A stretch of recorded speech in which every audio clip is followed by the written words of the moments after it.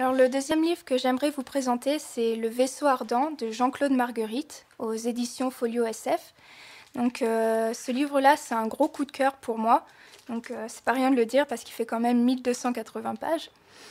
Et donc en fait, c'est l'histoire d'Anton et de Jack, donc deux jeunes Yougoslaves dans les années 50 qui, à 10 et 11 ans, rêvent de piraterie et ils se font engager dans le port pour nettoyer les bateaux des pêcheurs. Et la nuit, ils volent les bijoux qu'il y a sur les bateaux et les entreposent dans leur caverne trésor, qu'ils appellent ça. Sauf que au bout d'un moment, ils doivent arrêter parce qu'ils se font repérer. Et c'est comme ça qu'ils rencontrent l'ivrogne. Donc c'est un ancien universitaire qui leur raconte l'histoire d'un pirate inconnu qui aurait, selon ses recherches, abordé un nombre incroyable de navires et amassé un énorme trésor sur une île. Donc l'histoire commence comme ça, et c'est une histoire de pirate, mais on ne connaît ni le nom ni le destin de ce pirate, parce qu'il disparaît sans laisser de traces, en emportant avec lui son trésor, qui est censé être le plus fabuleux de l'histoire de la piraterie. Donc pour Anton, ça résonne beaucoup en lui, et ce qui semble être une légende va devenir pour lui sa raison de vivre, et il va commencer à rechercher aux quatre coins du monde et à la recherche de ce trésor, et il va découvrir que derrière l'énigme de ce pirate sans nom se cache un autre mystère plus ancien, donc celui du vaisseau ardent, d'où le titre.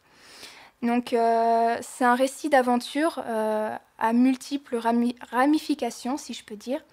Parce qu'entre l'adolescence d'Anton et sa dernière aventure, on est entraîné de l'Égypte pré-pharaonique à l'Amérique contemporaine, en passant par l'âge d'or des Caraïbes et la glace du Groenland. Donc on passe aussi par une légende nomade, une pièce de théâtre qui se situe sur un drakkar. On retrouve aussi des mythes de l'Arche de Noé ou de la fontaine de Jouvence, par exemple.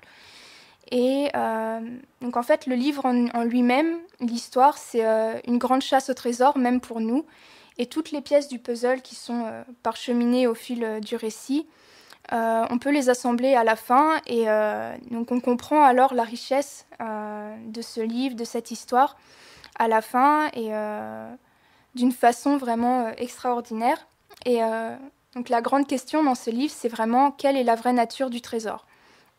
Donc pour moi, Le Trésor, c'est ce livre-là, parce que je trouve que c'est un roman d'une très très grande qualité, et l'intrigue est riche, dense, il y a vraiment plusieurs histoires en une seule en fait, et donc j'ai vraiment aimé ça, et donc c'est une sacrée aventure rien que de lire ce livre-là. Et ça s'adresse à qui du coup? Je dirais un peu plus aux adultes ou aux grands ados, on va dire. Bon lecteur quoi. Voilà, aux bons lecteurs, oui, parce qu'il faut en vouloir pour finir ce livre-là. Ouais mais il est bien donc on Oui, enchaîne. Bon bah voilà, c'est le plus important alors. c'est ça.